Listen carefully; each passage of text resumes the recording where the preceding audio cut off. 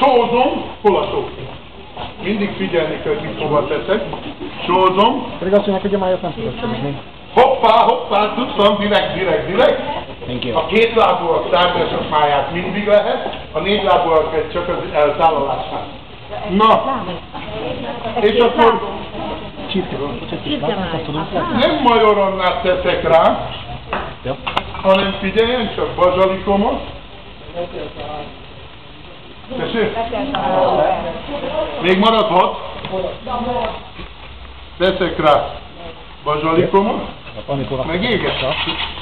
Nem, csak megpirult, jó? Bazsalikomot, és mit teszek még rá?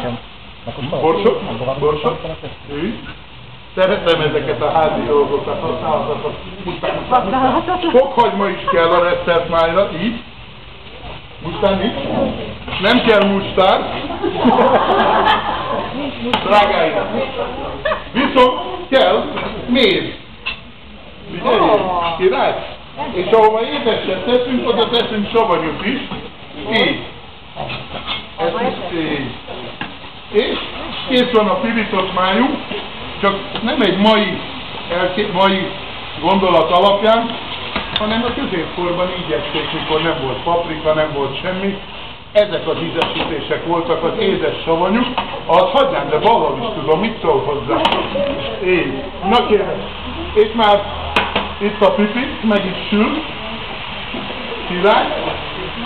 Még kell neki kétszer. Így. És Erika már osztja is a májat.